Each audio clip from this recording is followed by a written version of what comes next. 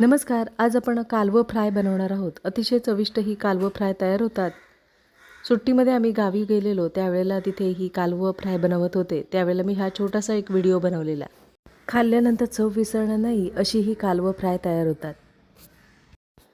इथे कालवं त्यांनी अगोदरच साफ करून घेतलेली. त्याच्यानंतर त्यांनी 3 ते 4 पाण्यात स्वच्छ धुवून झाल्यानंतर त्यातील पाणी पूर्णपणे निथळून घेतलं. पाणी निथळून झाल्यानंतर चवीनुसार मीठ, इथे 1 चमचा कोकम आगळचा वापर केलेला आहे. कोकम आगळ नसेल तर तुम्ही इथे चिंचेच्या कोळाचा वापर करू शकता किंवा लिंबाच्या रसाचा सुद्धा वापर करू शकता.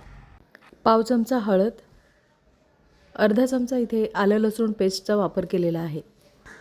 1 चमचा घरगुती लाल तिखट. घरगुती लाल तिखट म्हणजे साठवणीचा मसाला. साठवणीचा मसाला नसेल तर तुम्ही इथे कांदा लसूण मसालासुद्धा वापरू शकता. अर्धा चमचा इथे गरम मसाल्याचा वापर केलेला आहे. इथे आता पावडर मसाले व्यवस्थित असे मिक्स करून घेणार आहोत. मसाले व्यवस्थित असे मिक्स करून झाल्यानंतर त्यांनी 10 मिनिटासाठी बाजूला ठेवून दिलेले, म्हणजे सर्व मसाले छान मुरले जातात. तर इथे आता झाकण ठेवून 10 मिनटं बाजूला ठेवून देणार आहोत. कालवं मॅरिनेट होईपर्यंत इथे मांदेली मस्त अशी कुरकुरीत अशी तळून झालेली, तर त्यांनी एका डिशमध्ये काढून घेतली आणि त्याच फ्राय पॅनमध्ये त्यांनी कालवं तळून घेतली. मांदेली त्यांनी अगोदरच मॅरिनेट करून ठेवल्यामुळे मी हा व्हिडिओ बनवू शकली नाही. इथे मस्त अशी कुरकुरीत अशी मांदेली छान फ्राय करून झालेली ते एका डिशमध्ये काढून घेतली. त्याच्यानंतर त्याच फ्राय पॅनमध्ये त्यांनी कालवं फ्राय तयार करून घेतली. इथे कालवं त्यांनी अगोदरच मॅरिनेट करून ठेवलेली ती कालवं इथे फ्राय करून घेणार आहेत. कालवं व्यवस्थित अशी मिक्स करून घ्यायची आहेत आणि तांदळाच्या पिठामध्ये घोळवून व्यवस्थित अशी कुरकुरीत होईपर्यंत तळून घ्यायची आहेत. तांदळाच्या पिठामध्ये दुसरं काहीही न वापरता फक्त तांदळाच्या पिठाचा वापर केलेला आहे. थोड्याशा तेलावर मस्त कुरकुरीत होईपर्यंत तळून घेणार आहोत. ही फ्राय केलेली कालवं चपातीबरोबर, भाकरीबरोबर किंवा भाताबरोबरसुद्धा खाऊ शकता.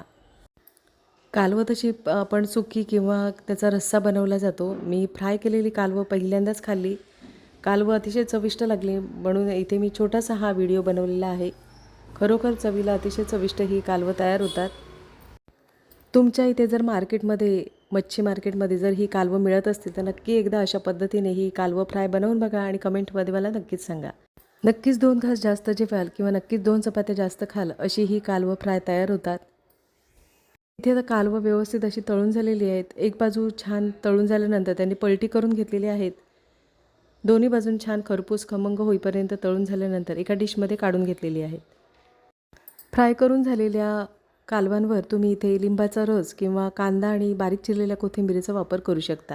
मस्त कुरकुरीत खमंग अशी कालवं फ्राय तयार करून झालेली आहेत. नक्कीच एकदा अशा पद्धतीने ही कालवं फ्राय बनवून बघा आणि कमेंटमध्ये मला नक्कीच सांगा.